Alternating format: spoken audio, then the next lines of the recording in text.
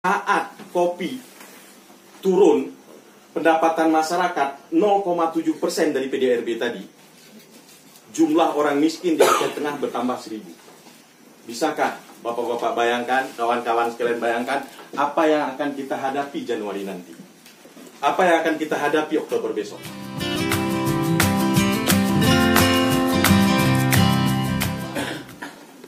Sebenarnya saya merasa agak kecil nih berada di hadapan kawan-kawan semua. Bukan berarti bahwa mungkin saya paling tahu, saya kira enggak juga ini. Cuman ini masalah kesempatan saja. Kalau menyambung cerita dari Pak Fojan Najima, Kel itu jangan cuman bayangkan Gunung Loser yang ada di Aceh Tenggara. Kel itu kalau kita mau lihat peta kawasannya, ini setengah danau ini, gunung setengah danau ini, terus Bintang itu barangkali sampai ke Aceh Utara itu masuk kawasan. Jadi jangan cuman berpikir Kel itu adalah Gunung Loser yang ada di Aceh Tenggara. Kel itu termasuk di sini. Apa sih persoalannya Kel ini dengan kita saat ini? Kalau kita lihat di tahun 2018 dengan 2019, Aceh Tengah itu terjadi peningkatan kemiskinan kira-kira 0,8%. Bertambah orang miskin. Pada saat kita bandingkan data kemiskinan itu dengan data PDRB, ternyata di sektor pertanian terjadi penurunan pendapatan di sektor pertaniannya itu sebesar 0,7%. Artinya ada korelasi antara penurunan pendapatan masyarakat. Kalau kita cerita Aceh Tengah, kita harus cerita kopi. Kopi yang utama. Artinya ada penurunan pendapatan di kopi sebesar 0,7%, menyebabkan bertambahnya orang miskin sebanyak 0,8%. Berapa banyak 0,8% itu? Itu kira-kira hampir 1000 orang. Kalau Kel bermasalah, apa masalahnya? 2018-2019 jumlah hari kering, kemarau, itu lebih banyak dari tahun-tahun sebelumnya. Sehingga akibatnya terjadi PBKU, lalat buah yang membuat dia kosong. Barangkali kawan-kawan semua pernah dengar yang namanya pesel ya? Adakah yang tahu apa arti pesel? Pesel itu sebenarnya diambil dari kata pesot semelah. Pesot semelah ini diakibatkan oleh bubuk buah tadi yang memakan buah kopi, sehingga pada saat dijemur setengah buahnya hilang. Ini yang menyebabkan terjadinya penurunan produksi. Kemudian ini menjadi penurunan pendapatan, sehingga meningkatkan orang miskin kira-kira sekitar 1000 orang. Kurang lebih kalau kita bandingkan dengan PDRB. Apa persoalannya? Kalau Kel bermasalah, ini akan bermasalah bukan cuman Fojan Najima bermasalah, bukan sendiri. Ini semua. Kira-kira ada 48.000 kepala keluarga yang mengelola kopi di Aceh Tengah, sekitar 48.000 juga di Bandar Meriah. Nah, di dalam undang-undang UUPA pasal 154 dengan 155 itu membahas khusus tentang perekonomian. Di dalam pasal ini saya akan fokus saja ke dana otonomi khusus. Salah satu undang UUPA ini itu adalah tersedianya dana otsus. Selama ini dana otsus ini selalu dikonsentrasikan kepada pembangunan infrastruktur. Apakah pembangunan infrastruktur tidak penting? Penting. Kita butuh jalan ke kebun kopi. Kita butuh sekolah di sekitar kebun kopi. Kita butuh sarana kesehatan di sekitar kebun kopi. Penting, infrastruktur.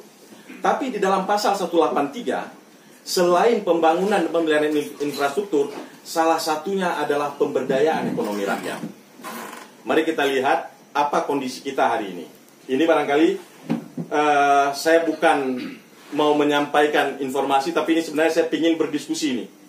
Kenapa saya ingin berdiskusi? Karena terus terang, persoalan yang saat ini sedang saya geluti, ternyata ini tidak mampu saya selesaikan sendiri. Saya butuh pemikiran kawan-kawan semua.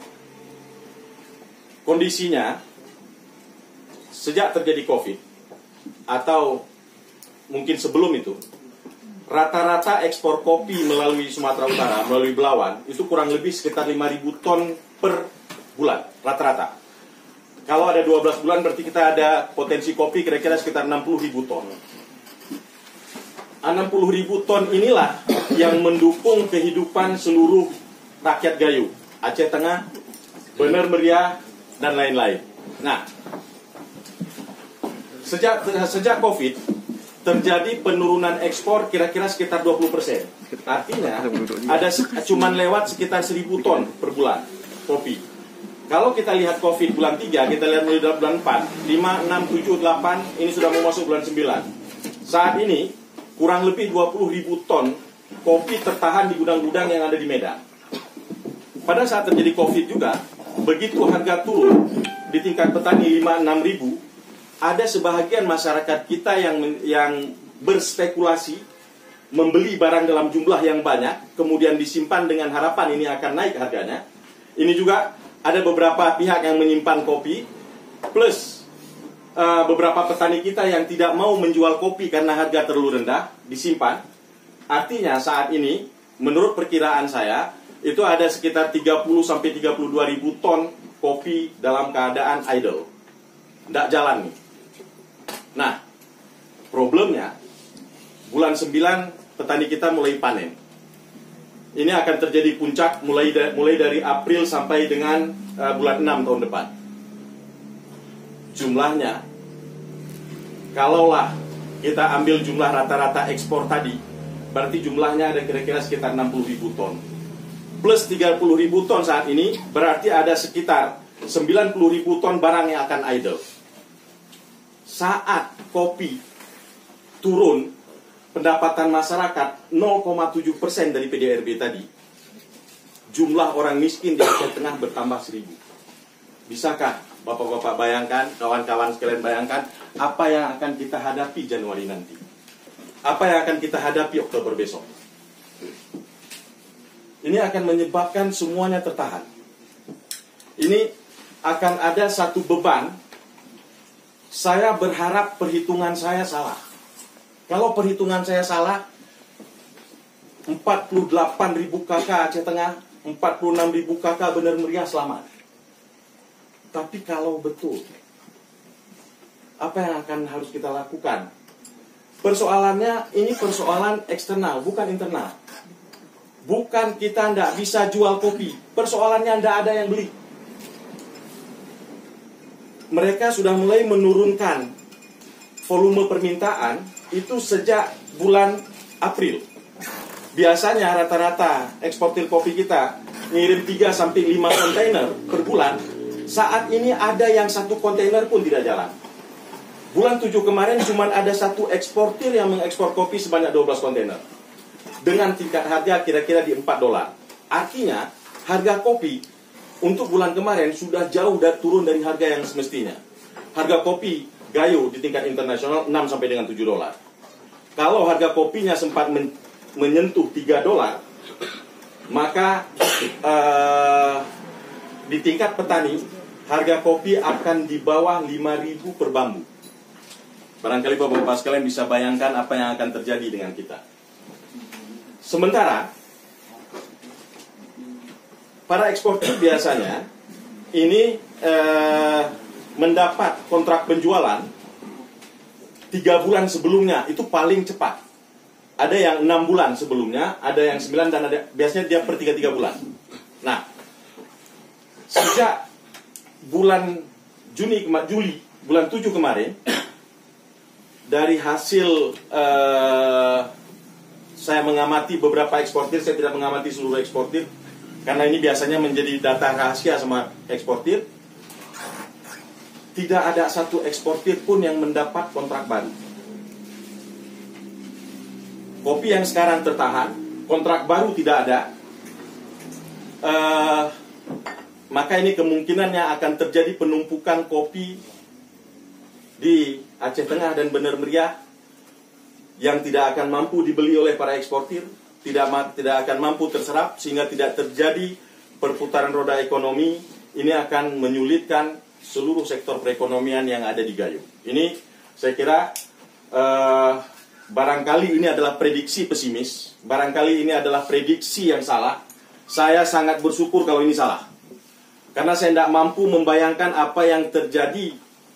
Baru turun 5.000 harga kopi, kantor Bupati Benar Meriah sudah mulai dijemur kopi. Itu baru terjadi beberapa saat. Apa yang akan terjadi kalau sampai dengan April atau Juni tahun depan, jangan-jangan seluruh kantor bupati akan ditumpuki kopi, dan kita tidak bisa apa-apa. Persoalannya bukan ada di pemerintah, bukan ada di petani, bukan ada di eksportir, bukan ada di pemerintah pusat, tapi ini persoalannya adalah persoalan dari luar. Kalaulah vaksin COVID bisa ditemukan Januari besok, yang kemudian membuat seluruh ekonomi internasional jalan, dan kemudian kopi kita normal kembali, kita ada satu tantangan lagi. Kopi yang ada saat ini di seluruh dunia tertahan. Bukan cuman kita, bukan cuman Gayo. Vietnam bermasalah juga, tidak bisa kirim. Brazil tidak bisa kirim. Begitu dapat obat COVID, begitu dapat vaksin COVID, kopi akan masuk membanjiri pasar internasional.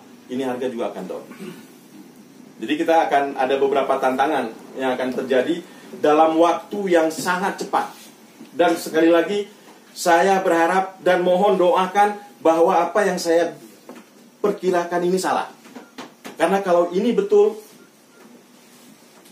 saya tidak tahu bagaimana harus apa yang akan terjadi dengan kita. Nah, apa sekarang kaitannya dengan UU PA? Salah satu persoalan dalam UU PA di pasal 183, ada di sana pemberdayaan ekonomi rakyat dan pengentasan kemiskinan. Kalaulah sekarang kopi kita tidak laku, kalau tidak laku, ini persoalan kopi bukan cuman artinya sampai 2021. Saat tidak ada yang beli kopi, maka tidak ada ongkos untuk melelang kebun kopi, tidak ada ongkos untuk merawat kebun kopi. Begitu kebun kopi rusak, waktu yang dibutuhkan untuk mengembalikan agar kebun kopi bisa berproduksi secara normal, setidaknya 3 kali panen atau 2 kali panen. Artinya dia bisa sampai 2-3 tahun yang akan datang. Ini akan bermasalah. Masalah di mana? Masalahnya penurunan produktivitas. Bukan kopinya tidak buah, kopinya buah, tapi penurunan produktivitasnya akan terjadi. Nah, plus tantangan perubahan iklim yang terjadi 2018-2019, musim panas terlalu tinggi, produksi kopi turun, pendapatan petani turun, hanya 0,7%, akibatnya 1.000 orang miskin. Jadi, mestinya undang-undang UU PA yang ada saat ini, mestinya ini bisa menjadi salah satu pintu masuk kita sebagai salah satu keistimewaan, sehingga ini bisa untuk mengatasi permasalahan-permasalahan yang kemungkinan akan kita hadapi. Nah, permasalahan-permasalahan yang akan kita hadapi ini, apakah kemudian kita harus menerima saja? Gejolak sosial ini akan besar, ongkos-ongkos sosial ini akan besar. Ini mestinya bisa kita pikirkan bersama-sama. Ini mungkin saya melempar persoalan. Itu tadi yang saya bilang, saya tidak mampu menjawab persoalan ini sendiri, karena kaitannya terlalu besar dan terlalu luas dampaknya. Syukur-syukur salah. Kalau salah tidak ada masalah. Tapi kalau betul, ini kita harus cari solusinya mestinya sekarang. Kita bersama-sama, kebetulan ada Bang Hendra Budian, kebetulan ada Bang Fauzan Ajima yang mungkin bisa membantu kita dari provinsi untuk melakukan sesuatu di sini, terutama setidaknya sejak bulan Oktober nanti. Saya kira demikian dulu yang dapat saya sampaikan dari sisi apa sih kaitannya dengan perekonomian Gayo saat ini.